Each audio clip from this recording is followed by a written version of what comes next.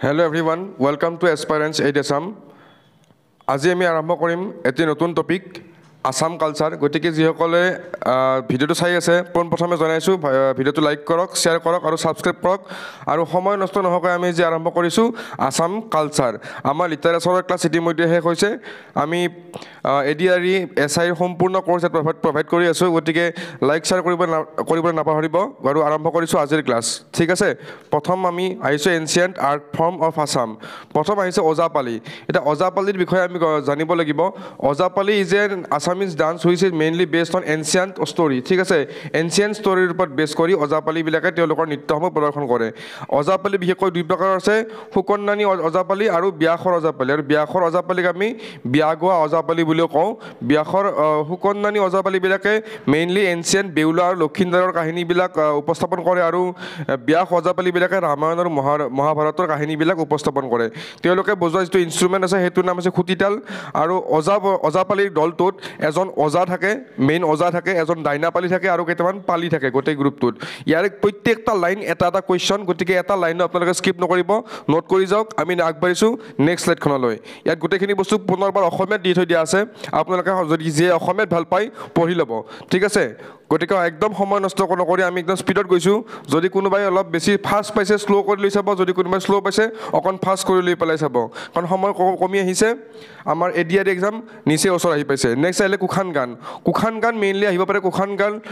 গোৱালপাৰা ডিষ্ট্ৰিক্টৰ পৰা বিলং কৰে তাতে খোল তাল পেঁপা বাঁহী আৰু দোতাৰা বজোৱা হয় এই ইনষ্ট্ৰুমেণ্টকেইটা মনত ৰাখিব খোল তাল পেঁপা বাঁহী আৰু দোতাৰা মনত ৰাখিব ইয়াৰে মেইন ছিংগাৰজনক গিদাল বুলি কোৱা হয় আৰু পালিবোৰক পাইল বুলি কোৱা হয় ঠিক আছে পাইল বুলি কোৱা হয় এই দুটা তাৰ মনত ৰাখিব গিদাল আৰু পাইল আৰু এওঁলোকৰ গানবিলাক মেইনলি ৰামায়ণৰ ওপৰত বেছ কৰা ৰামায়ণৰ ওপৰত উপস্থাপন কৰা হয় কিন্তু বৰ্তমান মহাভাৰত বা অন্যান্য কিছুমান গানো এই কুখান গানত গোৱা হয় মনত ৰাখিব অতিকৈ ইম্পৰ্টেণ্ট এডিআৰইৰ কাৰণে পুনৰবাৰ কৈছোঁ যদি অসমীয়াত পঢ়িব মন যায় অসমীয়াত পুনৰ লিখা আছে আপোনালোকে ভিডিঅ'টো পজ কৰি লৈ পেলাই অসমীয়াত ইয়াক চাব পাৰিব নেক্সট আহিলে পুতলা নাচ অতি এটা মোৰ আটাইতকৈ ফেভাৰেট হয় পুতলা নাচ ঠিক আছে গতিকে পুতলা নাচৰ বিষয়ে দুটামান আমি কথা জানি লওঁ এইটো অকল অসমৰে নহয় গোটেই ভাৰতবৰ্ষৰ এটা আমাৰ আৰ্ট ফৰ্ম আৰু ইয়াত যিজনে বচন মাতে তেওঁক আমি সূত্ৰধাৰ বুলি কওঁ তেওঁ পুতলাটোৰ ভইচ দিয়ে যি পুতলাবিলাকৰ নাটকবিলাকত পুতলাবিলাকৰ ভইচটো দিয়ে আৰু এই সংলাপবিলাকক ইয়াতে বচন বুলি কোৱা হয় তিনিটা ইম্পৰ্টেণ্ট পইণ্ট যিকোনো কুৱেশ্যন এক্সামত আহিব পাৰে মনত ৰাখিব নেক্সট আমি আহিছোঁ ভৰিগানটো আচলতে গোৱালপাৰা ডিষ্ট্ৰিক্টৰ পৰা বিলং কৰা বুলি বিশ্বাস কৰা হয় আৰু তেওঁলোকৰ এটা সামঞ্জস্য আছে আমাৰ ভাওনাৰ লগত কাৰণ ইয়াতো ভাওনাৰ দৰে চিমিলাৰ মুখাবিলাক ব্যৱহাৰ কৰা হয় ভাওনাৰ লগত এইটো এটা চিমিলাৰিটিছ আছে নেক্সট আমি আহিছোঁ কামৰূপীয়া ঢুলীয়া বুলি কোৱাৰ লগে লগে ঢুলীয়াক আমি কাক কওঁ যিয়ে ঢোল বজায় তাক আমি ঢুলীয়া বুলি কওঁ প্ৰথমতে আমি গম পাব লাগিব ঢোল কামৰূপীয়া ঢোল কামৰূপৰ গাঁওবিলাকৰ বা কামৰূপৰ এটা অতিকৈ জনপ্ৰিয় আৰু বিখ্যাত এটা ইনষ্ট্ৰুমেণ্ট এটা মিউজিকেল ইনষ্ট্ৰুমেণ্ট আৰু যিয়ে এই ঢোলটো বজায় তেওঁক আমি গম পাওঁ কামৰূপীয়া ঢুলীয়া বুলি গম পাওঁ ঠিক আছে আৰু এই গানবিলাক মেইনলি ভগৱান মহাদেৱৰ ওপৰত বেছ কৰি গোৱা হয় ঠিক আছে আৰু ইয়াৰ লগত জড়িত এগৰাকী বিশেষ শিল্পী হৈছে মোহন ভাইৰাটো আপোনালোকে মনত ৰাখিব ইয়াৰ ওপৰত কুৱেশ্যন আগতে এডিআৰইত আহি গৈছে মোহন ভাইৰা কিহৰ লগত জড়িত উত্তৰ হ'ব কামৰূপীয়া ঢুলীয়াৰ লগত কামৰূপীয়া ঢোলৰ লগত জড়িত তেওঁ এজন কামৰূপীয়া ঢুলীয়া নেক্সট আহিলে ভাওনা অতি এটা জনপ্ৰিয় আমাৰ আৰ্ট ফৰ্ম অসমৰ কাৰণে অসমৰ গৌৰৱ ভাওনা অসমৰ এটা গ্ৰেটেষ্ট ইন'ভেশ্যন শংকৰদেৱে ভাওনাৰ সৃষ্টি কৰিছিল গতিকে শংকৰদেৱৰ যিমানখিনি ইন'ভেশ্যন আছে তাৰে ভিতৰত এটা গ্ৰেট মানে বিখ্যাত এটা মহান এটা কৰ্ম শংকৰদেৱৰ আৰু ভাওনা প্ৰথম বছৰ ষ্টাৰ্ট হৈছিলে 1468 চনত কিন্তু এইটো ইমান বেছি ইম্পৰ্টেণ্ট নহয় আপোনালোকে ইচ্ছা কৰিলে স্কিপ কৰিব পাৰে আৰু প্ৰথমতে শংকৰদেৱে ড্ৰামা চিহ্নযাত্ৰা লিখিছিল ঠিক আছে তাতে তেওঁ বৈকুণ্ঠ বিষ্ণু চৰিত্ৰত অভিনয় কৰিছিল মনত ৰাখিব বৈকুণ্ঠ বিষ্ণু চৰিত্ৰ অভিনয় কৰিছিল কিন্তু চিহ্নযাত্ৰাখন মেইনলি যাত্ৰাহে আছিল ঠিক আছে নাটক নাছিল যাত্ৰা আছিল আৰু ইয়াৰে ভাওনাৰ মেইন টপিকবিলাক হৈছে ভাগৱত পুৰাণ আৰু ৰামায়ণ ঠিক আছে ভাগৱত পুৰাণ আৰু ৰামায়ণ অতি ইম্পৰ্টেণ্ট ফৰ এডিআৰই একদম নোট কৰি যাব নেক্সট আহিলে musician of Bhaona is called gayan bayan যিবিলাকে মিউজিক বাদ্যযন্ত্ৰ সংগত কৰে তেওঁলোকক আমি কওঁ গায়ন বায়ন আৰু তাতেও আমাৰ অলপ আগতে মই ক'লোঁ কামৰূপীয় আমাৰ ইয়াতে ভাৰী গানত আমি ক'লোঁ যে ইয়াতে মুখাৰ ব্যৱহাৰ কৰা হয় আৰু আকৌ ভাওনাটো কৈছোঁ ইয়াতো মুখাৰ ব্যৱহাৰ কৰা হয় ভাৰী গান আৰু ভাওনা দুটা ভৰে আৰম্ভ হয় ইয়াতে এনেকৈ এটা মনত ৰাখিব সুবিধা হয় তাতে গম পাব যে মাস্ক বা মুখা ব্যৱহাৰ কৰা হয় আৰু ভাওনাবিলাকৰ প্ৰথমতে লেংগুৱেজটো আছিলে ব্ৰজাৱলী কিন্তু বৰ্তমান লোকেল লেংগুৱেজতো ভাওনাবিলাক প্ৰদৰ্শন কৰা দেখা পোৱা যায় আৰু ব্ৰজাৱলী ভাষাটো শংকৰদেৱৰ এটা গ্ৰেটেষ্ট ইন'ভেশ্যন বুলি কোৱা হয় আৰু এইটো অসমীয়া আৰু মৈথালী ভাষাৰ এটা সংমিশ্ৰণ ঠিক আছে অসমীয়া আৰু মৈথালী ভাষাৰ এটা সংমিশ্ৰণ নেক্সট এটা ইম্পৰ্টেণ্ট পইণ্ট যিটো পইণ্ট এতিয়ালৈকে বিভিন্ন এক্সামত APSCৰ পৰা SIৰ পৰা বিভিন্ন এক্সামত আপোনালোকে যদি প্ৰিভিয়াছ ইয়াৰ কুৱেশ্যন পেপাৰ মিলি চাই এইটো প্ৰত্যেক এটা বছৰৰ মূৰে মূৰে এইটো কুৱেশ্যন থাকে যে বাৰে চহৰীয়া ভাওনা ভাওনাৰ এটা ডাঙৰ ফেষ্টিভেল বাৰে চহৰীয়া ভাওনা ক'ত অনুষ্ঠিত হয় জামুগুৰি হাটত অনুষ্ঠিত হয় ঠিক আছে মনত ৰাখিব গোটেইখিনি বস্তু পুনৰবাৰ অসমীয়াত দিয়া আছে আপোনালোকে যি অসমীয়াত ভাল পায় পঢ়ি ল'ব নেক্সট আছে যাত্ৰাপাৰ্টি যাত্ৰাপাৰ্টি হৈছে এখন ষ্টেজ ড্ৰামা যিটো আৰম্ভ কৰিছিলে ব্ৰজনাথ শৰ্মাই আৰম্ভ কৰিছিলে তেওঁ ব্ৰজনাথ শৰ্মাই পোনপ্ৰথমতে সহ অভিনয় আৰম্ভ কৰিছিলে এক্টিং অসমত আৰম্ভ কৰিছিলে ঠিক আছে আৰু তেওঁ কোহিনুৰ অপেৰা পাৰ্টি জন্ম দিছিলে 1933 চনত ক'ত দিছিলে ডুমডুমাত যেতিয়া তেওঁ ইয়াৰে এটা শুনিবলৈ পাওঁ আমি যেতিয়া তেওঁ এই অভিনয়বিলাক কৰি আছিল তেতিয়া তেওঁৰ এই ইয়াতে পোনপ্ৰথমবাৰৰ কাৰণে তেওঁ যেতিয়া নাটকত ছোৱালীৰ মানে অভিনয় কৰাব ইচ্ছা কৰিছিল তেতিয়া তেওঁৰ গোটেই পেণ্ডেল জ্বলাই দিয়া হৈছিল ঠিক আছে ডুমডুমাত গোটেই পেণ্ডেল জ্বলাই দিয়া হৈছিল তেওঁ পোনপ্ৰথমে এক্টিং বা সহ অভিনয় আৰম্ভ কৰিছিল ঠিক আছে আৰু মাটিৰ মানুহ হৈছে এনেকুৱা এখন নাটক যিখন পোনপ্ৰথমবাৰৰ কাৰণে ঘূৰণীয়া ষ্টেজত কলকাতাত ঘূৰণীয়া ষ্টেজত প্ৰদৰ্শন কৰা হৈছিল আৰু ইয়াৰ ৰাইটাৰ আছিল জগদীশ ফুকন ঠিক আছে জগদীশ ফুকন এইটো অতি ইম্পৰ্টেণ্ট মাটিৰ মানুহ পোনপ্ৰথমবাৰৰ কাৰণে চাৰ্কুলাৰ ষ্টেজ বা ঘূৰণীয়া ষ্টেজত প্ৰদৰ্শন কৰা হৈছিল আৰু এইখন প্ৰদৰ্শন কৰা হৈছিলে 1946 চনৰ যিটো 1946 চনৰ আপোনালোকে এনেকৈ মনত ৰাখিব অৰুণোদয় পাব্লিছ হোৱাৰ 100 বছৰ পিছত 1846ত অৰুণোদয় পাব্লিছ হৈছিল 1946ত মাটিৰ মানুহ প্ৰথম ঘূৰণীয়া ষ্টেজত বা ঘূৰণীয়া মঞ্চত কলকাতাত প্ৰদৰ্শন কৰা হৈছিল ঠিক আছে ইন দ্য ইয়াৰ 1957 1957 চনত পোনপ্ৰথমবাৰৰ কাৰণে অসমত চাৰ্কুলাৰ ষ্টেজ বা ঘূৰণীয়া মঞ্চ আমাৰ এষ্টাব্লিছ কৰা হৈছিল বা বনোৱা হৈছিল শিৱসাগৰত বনোৱা হৈছিল 1857 চনত একদম মনত ৰাখিব গোটেইকেইটা পইণ্টে এটা পটেঞ্চিয়েল কুৱেশ্যন মনত ৰাখিব গোটেইকেইটা পইণ্টে নোট কৰি যাব নেক্সট গোটেইখিনি বস্তু পুনৰবাৰ অসমীয়াত দিয়া আছে যিয়ে অসমীয়াত ভাল পায় পঢ়ি ল'ব ঠিক আছে নেক্সট আমি আহিছোঁ মোবাইল থিয়েটাৰ আমাৰ সকলোৰে প্ৰিয় মোবাইল থিয়েটাৰ আমি সকলোৱে চাওঁ কিন্তু মোবাইল থিয়েটাৰ আমি চাওঁ যদিও আমি তাৰ ইতিহাসৰ কথা বহুতকৈ নাজানো যিবিলাক আমাৰ এক্সামবিলাকত সোধা দেখা যায় এতিয়া মোবাইল থিয়েটাৰ প্ৰথমতে ওলাইছিল পাঠশালাত বজালীৰ পাঠশালাত প্ৰথম মোবাইল থিয়েটাৰ ওলোৱা বুলি আমি বিশ্বাস কৰোঁ তাৰ মোবাইল থিয়েটাৰ জন্ম হৈছিল 1963 চনত অচ্যুত লহকৰে মোবাইল থিয়েটাৰৰ জন্ম দিছিল আৰু তাৰ নাম দিছিল নটৰাজ থিয়েটাৰ নামেৰে অচ্যুত লহকৰে 1963 চনত মোবাইল থিয়েটাৰৰ জন্ম দিছিল আৰু মোবাইল থিয়েটাৰৰ ওপৰত কুৱেশ্যন প্ৰত্যেক বছৰে সোধে APSCৰ পৰা আদি কৰি APSC এতিয়াও সুধি আছে মোবাইল থিয়েটাৰৰ ওপৰত কুৱেশ্যন ঠিক আছে আৰু প্ৰথম আমি গম পাওঁ যে মোবাইল থিয়েটাৰ নামটো কোনে দিছিলে সেইটো দিছিলে ৰাধা গোবিন্দ বৰুৱা এতিয়া আপোনালোকে কমেণ্ট ছেকশ্যনত জনাব ৰাধা গোবিন্দ বৰুৱাক আমি অসমৰ কি হিচাপে জানো তেওঁ এটা আমাৰ ছদ্মনাম আছে বা আমি বেলেগ এটা উপনামেৰে জানো সেই নামটো কি আপোনালোকে জানে যদি কমেণ্ট বক্সত জনাব আৰু নাজানে যদি মোৰ পুৰণা লিটাৰেচাৰৰ ভিডিঅ' চাই ল'ব তাত মই এইবিলাক সকলোবিলাক কভাৰ কৰিছোঁ গতিকে লিটাৰেচাৰ হওক কালচাৰ হওক পলিটি হওক সকলোতে আপুনি এনেকুৱা কুৱেশ্যন বিচাৰি নাপাব যিবিলাক কুৱেশ্যন আমি ইয়াত কভাৰ কৰা নাই সকলোবিলাক দিয়া হৈছে ঠিক আছে প্ৰথম যিখন নাটক আপোনাৰ মোবাইল থিয়েটাৰ ভ্ৰাম্যমান থিয়েটাৰত পোনপ্ৰথমবাৰৰ কাৰণে পাৰফৰ্ম কৰা হৈছিল সেইখনৰ নাম আছিল জেৰেঙাৰ সতী নটৰাজ থিয়েটাৰত পাৰফৰ্ম কৰা হৈছিল আৰু প্ৰথম ওমেন প্ৰডিউচাৰ ভ্ৰাম্যমান থিয়েটাৰৰ প্ৰথম মহিলা প্ৰযোজক আছিল অবলা বৰ্মন আৰু থিয়েটাৰখন নাম আছিল মুন থিয়েটাৰ ঠিক আছে মুন থিয়েটাৰৰ প্ৰযোজক আছিল অবলা বৰ্মন প্ৰথম অসমীয়া ভ্ৰাম্যমান থিয়েটাৰৰ মহিলা প্ৰযোজক অ'কে মনত ৰাখিব next first actor of mobile theatre who played double role প্ৰথম দ্বৈত চৰিত্ৰৰ অভিনয় কোনে কৰিছিল মহানন্দ শৰ্মাদেৱে দ্বৈত চৰিত্ৰৰ অভিনয় কৰিছিল ঠিক আছে এতিয়া আমি দেখিছোঁ ধুম 3 মুভিখনত আমিৰ খানে দ্বৈত চৰিত্ৰত অভিনয় কৰিছে গতিকে চাব কেনেকুৱা এটা টেকন'লজি আছিল সেইখিনি বা কেনেকুৱা কাৰিকৰী কৌশলেৰে বনোৱা হৈছিল বা স্ক্ৰিপ্টৰ কিমান বাহাদুৰি আছিল যে মঞ্চত অন ষ্টেজ এজন মানুহে দুটাকৈ চৰিত্ৰ অভিনয় কৰিছিল ঠিক আছে আৰু সেই নাটকখনৰ নাম আছিল পাহাৰত জুই আৰু আমি টেকনিক বুলি কোৱাৰ লগে লগে নতুন ইন'ভেশ্যন বুলি কোৱাৰ লগে লগে আমি অচ্যুত লহকৰ ছাৰক এতিয়াও গম পাওঁ তাৰপিছত নটৰাজ থিয়েটাৰৰ পৰা তেওঁলোকে কোহিনুৰ থিয়েটাৰ আৰম্ভ কৰিলে গতিকে এই পাহাৰত জুই নাটকখন আছিলে য'ত ডাবল ৰ'ল কৰিছিলে সেইখন নাটকো আছিলে নটৰাজ থিয়েটাৰত একদম ইম্পৰ্টেণ্ট কুৱেশ্যন মনত ৰাখিব ঠিক আছে এতিয়া ভ্ৰাম্যমান থিয়েটাৰৰ আধাৰত লিখিত এখন নাটক আছিলে যিখন ভৱেন্দ্ৰনাথ শইকীয়া ছাৰে লিখিছে 1993 চনত সেইখনৰ নাম আছিল অৱতৰণ ঠিক আছে সৰি অৱতৰণ নহয় আৱৰ্তন আছিলে অলপ নামটো ইফাল সিফাল হৈ যায় আৱৰ্তন আছিলে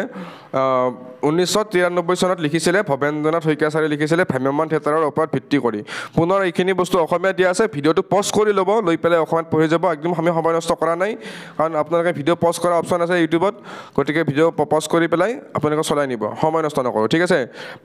মাইম মানে হৈছে অসমত মূকাভিনয় অসমীয়াটো মই লিখি দিছোঁ মূকাভিনয় মাইমৰ অসমত হৈছে মূকাভিনয় মেইনলি আমি বিশ্বাস কৰা হয় যে কিছুমান চ'ৰ্চত আমি এনেকৈ পাওঁ যে মেইনলি চিহ্নযাত্ৰাৰ পৰা মূকাভিনয় প্ৰথাৰ মানে মূকাভিনয় শিল্পটোৰ প্ৰচলন হৈছিল ঠিক আছে আৰু তাৰ বহু বছৰ পিছত ঠিক আছে ভৱেন্দ্ৰনাথ শইকীয়া ছাৰে দুখন মাইম ৰচনা কৰিছিল আৰু তেওঁ তাৰ পৰিচালনা কৰিছিল সেইকাৰণে ব্ৰকেন মিৰৰ আৰু প্ৰশ্ন ঠিক আছে এই দুখন ভৱেন্দ্ৰনাথ শইকীয়া ছাৰৰ মূকাভিনয় পৰিচালনা মনত ৰাখিব অতিকৈ ইম্পৰ্টেণ্ট কুৱেশ্যন এতিয়া বৰ্তমান আমি মূকাভিনয়ৰ ক্ষেত্ৰত আমি সকলোৱে এজন মানুহ ভালকৈ চিনি পাওঁ মইনুল হক ছাৰক ঠিক আছে গতিকে আপোনালোকে টিভি দেখিয়ে থাকে তেওঁ সংগীত নাটক একাডেমী বঁটা পাবলৈ সক্ষম হোৱা এজন মূকাভিনয় শিল্পী তেওঁ হৈছে মইনুল হক ছাৰ তেওঁ বৰ্তমান মূকাভিনয় শিল্পটো অসমৰ এটা বেলেগ মাত্ৰা দিবলৈ বৰ্তমানো অহৰহ চেষ্টা কৰি আছে ঠিক আছে নেক্সট গোটেইখিনি বস্তু অসমীয়াত দিয়া আছে মই আকৌ এবাৰ কৈছোঁ সময় বেছি নলওঁ কোনোবাৰ যদি অসমীয়াত কমফৰ্টেবল হয় অসমীয়াত ভিডিঅ'টো পজ কৰি ল'ব অসমীয়াত লিখি ল'ব এক্সাম আহি পাইছে সময় ল'বৰ কাৰণে আমাৰ হাতত ইমান সময় নাই গতিকে আমি নেক্সট আহিছোঁ মুভি চিনেমাৰ কথা আমি কিছুমান জানিব লাগিব চিনেমাৰ ওপৰত প্ৰত্যেকবাৰে কুৱেশ্যন আহে যোৱাবাৰ মিছন চাইনাৰ বিষয়ে সুধিছিল ঠিক আছে এডিআৰিত মিছন চাইনাৰ বিষয়ে সুধিছিল গতিকে এইবাৰ কি সোধে একো ঠিক নাই কিন্তু চিনেমাৰ ওপৰত যে এটা নহয় এটা কুৱেশ্যন সুধিব এইটো খাটাং প্ৰথম অসমীয়া টকি ফিল্ম হৈছে আলমাৰা যিখন 1931 চনত ৰিলিজ কৰা ইণ্ডিয়ান নহয় অসমীয়া নহয় ইণ্ডিয়ান টকি ফিল্ম হৈছে আলমাৰা যিখন 1931 চনত মুক্তি লাভ কৰিছিল আৰু আলমাৰাৰ 4 বছৰ পিছত প্ৰথমবাৰৰ কাৰণে অসমত অসমীয়া চিনেমা মুক্তি লাভ কৰিছিল তাৰ নাম আছিল জয়মতী 1935 চনত আৰু তাৰ ডিৰেক্টৰ প্ৰডিউচাৰ আছিলে ৰূপকোঁৱৰ জ্যোতিপ্ৰসাদ আগৰৱালা আৰু প্ৰথম অসমীয়া চিনেমাৰ ষ্টুডিঅ' আছিলে চিত্ৰবন ভোলাগুৰি টি ষ্টেটৰ ওচৰত আছিলে আৰু মেইনলি সেই জেগাটো আছিলে বিশ্বনাথ চাৰিআলিৰ ওচৰত ঠিক আছে বিশ্বনাথ চাৰিআলিৰ ওচৰত ভোলাগুৰি টি ষ্টেটত প্ৰথম আমাৰ অসমীয়া মুভি ষ্টুডিঅ' চিত্ৰবন বনোৱা হৈছিলে ঠিক আছে নেক্সট আছিলে জয়মতী যিখন চিনেমাখন মেইনলি জয়মতী ড্ৰামাখনৰ পৰা লোৱা হৈছিলে যিখন ড্ৰামা লিখিছিলে লক্ষ্মীনাথ বেজবৰুৱাই এইটো এটা ইম্পৰ্টেণ্ট কুৱেশ্যন হয়তো এনেকুৱা কিছুমান টেকনিকেল কুৱেশ্যন সুধি দিব পাৰে এতিয়া কাৰণ এইবিলাক কুৱেশ্যন কম্পাৰেটিভলি যিয়ে ভালকৈ পঢ়ি যোৱা নাই সেইবিলাকে টান পায় গতিকে এইবিলাক কুৱেশ্যন সুধি দিব পাৰে একদম প্ৰিপেয়াৰ হৈ থাকিব আমি চব কভাৰ কৰিছোঁ ঠিক আছে নেক্সট আহিলে the first Assamese movie released in Assam in Kumar Bhaskar Varma Natya Mandir গতিকে এই যিখন জয়মতী চিনেমাখন আছিলে এইখন প্ৰথমবাৰৰ কাৰণে কুমাৰ ভাস্কৰ নাট্য মন্দিৰত ৰিলিজ কৰা হৈছিলে আৰু চাওক আলমাৰাখন ৰিলিজ হৈছিলে 1931 চনত তাৰপৰা 4 বছৰ পাছত 1935 জয়মতী ৰিলিজ হ'ল তাৰপৰা 1939 চনত ইন্দ্ৰমালতী জ্যোতিপ্ৰসাদ আগৰৱালাৰ দ্বিতীয়খন ছবি ৰিলিজ হয় কিন্তু আমি এনেকৈ পঢ়িবলৈ পাওঁ বিভিন্ন কিতাপত লিখা আছে যে জয়মতী মুভিখন বনোতে তেওঁৰ বহুত লোকচান হৈছিল আৰু সেই লোকচানৰ ভৰপাই কৰিবলৈ তেওঁ 1939 চনত পুনৰবাৰ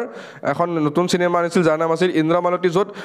ভূপেন হাজৰিকা ছাৰে প্ৰথমবাৰৰ কাৰণে প্লেবেক ছিংগাৰ হিচাপে কাম কৰিছিল ঠিক আছে আৰু এইখন হৈছে প্ৰথম অসমীয়া ছ'চিয়েল মুভি সামাজিক চিনেমা আছিলে প্ৰথম অসমীয়াত পঢ়ি ল'ব পাৰে সময় নষ্ট নকৰোঁ আকৌ আগবাঢ়িছোঁ ভিডিঅ'টো পজ কৰিলে অসমীয়াখিনি লিখি ল'ব আপোনালোকে ঠিক আছে নেক্সট আমি আগবাঢ়িছোঁ the movie Siraj was directed by Bishnu Prasad Rabha and Phani Sarma in the year 1948 এটা অতিকৈ ইম্পৰ্টেণ্ট টপিক এটা চিৰাজ মুভিখনৰ বিষয়ে সোধে গতিকে চিৰাজ মুভিখন পৰিচালনা কৰিছিলে বিষ্ণুপ্ৰসাদ ৰাভা আৰু ফণী শৰ্মা দুয়োগৰাকীয়ে একেলগে 1948 ঠিক আছে এতিয়া প্ৰথমবাৰৰ কাৰণে আমি গম পালোঁ যে ভূপেন হাজৰিকাদেৱে ইন্দ্ৰমালতীত প্লেবেক ছিংগাৰ হিচাপে কাম কৰিছিলে 1939 চনত নেক্সট আমি গম পাব লাগিব 1956 চনত ভূপেন হাজৰিকাদেৱে প্ৰথমবাৰৰ কাৰণে এখন মুভি ডিৰেক্ট কৰিছিলে বা মুভি পৰিচালনা কৰিছিলে যাৰ নাম আছিলে এৰা বাটৰ সুৰ মনত ৰাখিব এই নামটোৰ ওপৰত কুৱেশ্যন সোধা দেখা যায় এৰা বাটৰ সুৰ অতিকৈ ইম্পৰ্টেণ্ট একদম মনত ৰাখিব নেক্সট আহিলে পিয়লি ফুকন ঠিক আছে পিয়লি ফুকন এখন এনেকুৱা মুভি যিখন মুভি ভূপেন হাজৰিকাই প্ৰথমবাৰৰ কাৰণে মিউজিক ডিৰেক্টৰ হিচাপে কাম কৰিছিলে মনত ৰাখিব প্ৰথম আমি প্লেবেক ছিংগাৰ পালোঁ নেক্সট আমি পালোঁ কি ডিৰেক্টৰ নেক্সট আহিলে মিউজিক ডিৰেক্টৰ তিনিওখন মুভিৰ নাম বহুত বেছি ইম্পৰ্টেণ্ট মনত ৰাখিব এতিয়া দুখনমান ইম্পৰ্টেণ্ট চিনেমাৰ নাম আমি কৈছোঁ স্মৃতিৰ পৰশ, মা আৰু মৰম, ৰঙা পুলিচ, ডিৰেক্টেড বাই নিপ বৰুৱা। নিপ বৰুৱাদেৱে এই তিনিখন চিনেমা ডিৰেকশ্যন কৰিছিলে, পৰিচালনা কৰিছিলে। Okay, in the year 1969 doctor Bezbaruah got the best regional movie award. ঠিক আছে, 1969 চনত ডক্টৰ বেজবৰুৱা নামৰ মুভিখনে পোনপ্ৰথমবাৰৰ কাৰণে অসমৰ শ্ৰেষ্ঠ আঞ্চলিক চলচ্চিত্ৰ বঁটা লাভ কৰিছিল। এতিয়া আপোনালোকে গম পাইছে ডক্টৰ বেজবৰুৱা 2খন অলৰেডি ৰিলিজ হৈ গৈছে, গতিকে ডক্টৰ বেজবৰুৱা 1ৰ কিবা এটা কুৱেশ্যন সুধি দিয়াটো একো ডাঙৰ কথা নহয়, গতিকে এইটো পঢ়ি যাব, একদম ইগন'ৰ নকৰিব, কাৰণ doctor Bezbaruah 2 already super duper hit হৈ গৈছে অসমত। ঠিক আছে, নেক্সট আহিলে first Assamese movie to send the Berlin international film festival was Puberun. পূব এৰুণখনৰ কথা ইতিমধ্যে বহুকেইটা এক্সামত সুধিছে, আকৌ সুধিব পাৰে। গতিকে প্ৰথম এখন মুভি যিখন বাৰ্লিন ইণ্টাৰনেশ্যনেল ফিল্ম ফেষ্টিভেলত প্ৰদৰ্শন কৰা হৈছিলে, আৰু ডাইৰেক্টৰ আছিলে প্ৰভাত মুখাৰ্জী আৰু নিপ বৰুৱা। এই দুয়োটা নামে মনত ৰাখিব, কেতিয়াবা নিপ বৰুৱা বুলিও দিয়ে, কেতিয়াবা প্ৰভাত মুখাৰ্জী বুলিও দিয়ে, কেতিয়াবা দুয়োটা নামটো দিয়ে, গতিকে কনফিউজ নহ'ব। এই দুয়োগৰাকী আছিলে পূব এৰুণ মুভিখনৰ ডাইৰেক্টৰ, যিখন মুভি বাৰ্লিন ইণ্টাৰনেশ্যনেল ফিল্ম ফেষ্টিভেলত প্ৰদৰ্শন কৰা হৈছিলে। ঠিক আছে, ডক্টৰ বেজবৰুৱাৰ বিষয়ে আৰু এটা মই পইণ্ট আনি দিছোঁ, কাৰণ ডক্টৰ বেজবৰুৱা যিহেতু 2 ৰিলিজ হৈ গৈছে, গতিকে হিটো হৈছে, কুৱেশ্যন সুধিব পাৰে ডক্টৰ বেজবৰুৱা অসমৰ প্ৰথমখন ৰহস্যময় মুভি বা ক্ৰাইম থ্ৰিলাৰ মুভি, মনত ৰাখিব। নেক্সট এইখিনি বস্তু পুনৰ অসমীয়াত দিয়া আছে, গোটেই ভিডিঅ'টো পজ কৰি ল'ব, অসমীয়াত লিখি ল'ব। নেক্সট আমি আহিছোঁ first Assamese colour movie was ভাইটি। এইটো এতিয়ালৈকে 15-20 বাৰ এক্সামত আহি গৈছে, আপোনালোকে কোন বছৰ আহিছে নুসুধিব, কোন বছৰ অহা নাই সেইটো সোধক, প্ৰত্যেক বছৰে এইবিলাক কুৱেশ্যন সুধি থাকে। এতিয়া এইটো ৰিলিজ কৰিছিলে 1972 চনত, পৰিচালনা কৰিছে কমল চৌধুৰী। কাৰণ পৰিচালকৰ নাম বহুত কম সুধিছে, কিন্তু এইবাৰ সুধি দিব পাৰে, কাৰণ ভাইটি নামটো এতিয়ালৈকে বহুত পুৰণি হৈ গৈছে, হয়তো সুধিব পাৰে নুসুধিব পাৰে, কিন্তু পৰিচালকৰ নামটো very very very important. Okay, in the year 1987 the movie হালধীয়া চৰাইয়ে বাওধান খায়। এই মুভিখনে পোনপ্ৰথমবাৰৰ কাৰণে স্বৰ্ণকমল বঁটা লাভ কৰিছিলে, শ্ৰেষ্ঠ চলচ্চিত্ৰ বঁটা লাভ কৰিছিলে, চন্দ্ৰকমল বঁটা। আৰু এই মুভিখন পৰিচালনা কৰিছিলে জনপ্ৰিয় পৰিচালক জাহ্নু বৰুৱা ছাৰে, এই মুভিখন পৰিচালনা কৰিছিলে। আৰু এই মুভিখনে বেষ্ট ফিল্ম, শ্ৰেষ্ঠ চলচ্চিত্ৰ বঁটা লাভ কৰিছিলে লোকাৰ্নো ফিল্ম ফেষ্টিভেলত। লোকাৰ্নো ফিল্ম ফেষ্টিভেল এটা বহুত ডাঙৰ ফিল্ম ফেষ্টিভেল হয়, গতিকে তাতেও বেষ্ট মুভি এৱাৰ্ড লাভ কৰিছিলে। Okay, the first Assamese actress which, মানে প্ৰথম অসমীয়া এক্ট্ৰেছ যিয়ে নেশ্যনেল এৱাৰ্ড লাভ কৰিছিল, তেওঁ আছিলে মলয়া গোস্বামী। ঠিক আছে, তেওঁ আছিলে মলয়া গোস্বামী, চৰি যিটো স্মল হৈ গ'ল, মলয়া গোস্বামী। তেওঁ ফিৰিঙতিখনত অভিনয় কৰিছিলে, যিখন ডিৰেকশ্যন কৰিছিলে বা পৰিচালনা কৰিছিলে again our favourite Jahnu Barua ছাৰে। অ'কে, মনত ৰাখিব, মলয়া গোস্বামীৰ ওপৰত কুৱেশ্যন বহুবাৰ আহিছে। ঠিক আছে, in the 1994 the movie Abartan got the Rajat Kamal award for the second time was directed by Bhabendranath Saikia. এতিয়া চাওক, ইয়াতে অলপ কনফিউজ হ'ব পাৰে, মই অলপ আগতে অৱতৰণখন 1993 বুলি লিখি দিলোঁ, ইয়াত 1994 বুলি লিখি দিলোঁ, কনফিউজ হ'ব লগা একো নাই। 1993 ৰিলিজ হৈছে, 1994 স্বৰ্ণকমল এৱাৰ্ড বঁটা পাইছে, যিখন দ্বিতীয়বাৰৰ কাৰণে দ্বিতীয়খন অসমীয়া মুভি যিয়ে স্বৰ্ণকমল বঁটা পাইছিলে, আৰু প্ৰথমখন হৈছে হালধীয়া চৰাইয়ে বাওধান খায়। মুভিখন ডিৰেকশ্যন কৰিছিলে জাহ্নু বৰুৱা ছাৰে। মনত ৰাখিব, গোটেইকেইটা এটা ডাঙৰ কুৱেশ্যন, এটা পইণ্টত 6-7টা কুৱেশ্যন লুকাই আছে, বেলেগ ধৰণে চাব গ'লে। এতিয়া পুনৰ আপোনালোকক অসমীয়াত বস্তুখিনি দিছোঁ, মনত ৰাখিব, অসমীয়াত স্ক্ৰীনশ্বট ল'ব বা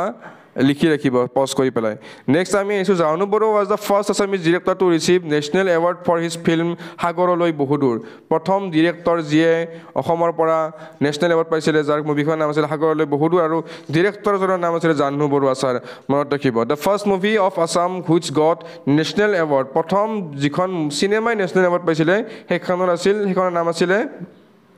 all alone if need be. ইয়াৰে কোনো অসমীয়া মিনিং নাই, কাৰণ এখন চিনেমাৰ নাম হয়, ইয়াতে কোনো অসমীয়া মিনিং নাথাকে, মিনিং থাকে কিন্তু মিনিং নুসুধে, ডাইৰেক্ট এনেকৈ সুধিব, গতিকে মনত ৰাখিব। ঠিক আছে, নেক্সট আহিলে সীমা বিশ্বাস বাইদেউ, সীমা বিশ্বাস মেম। তেওঁ আপোনালোকে বেণ্ডিট কুইন চাইছে, বা বেণ্ডিট কুইনত যিটো মেইন চৰিত্ৰত কুইনৰ চৰিত্ৰত অভিনয় কৰিছিলে, তেওঁ আছিলে সীমা বিশ্বাস। তেওঁ প্ৰথমবাৰ আমাৰ অসমৰ পৰা বেণ্ডিট কুইন মুভিখনৰ অভিনয়ৰ কাৰণে আউটষ্টেণ্ডিং পাৰফৰ্মেঞ্চৰ কাৰণে তেওঁ প্ৰথমবাৰৰ কাৰণে নেশ্যনেল এৱাৰ্ড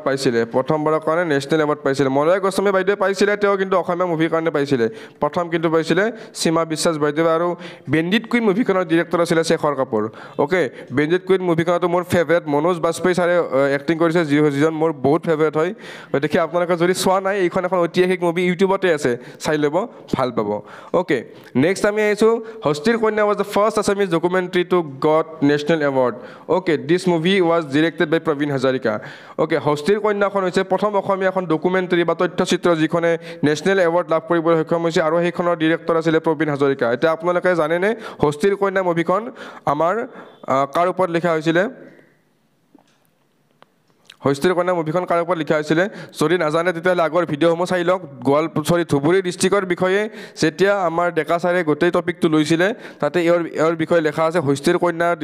তথ্যচিত্ৰখনৰ বিষয়ে কোৱা আছে ভিডিঅ'টো চাওক কমেণ্ট বক্সত আহি পেলাই জনাওক আমি কমেণ্টবিলাক চেক কৰিব ট্ৰাই কৰিম অ'কে নেক্সট আহিলে the first Assamese female playback singer who gut national award was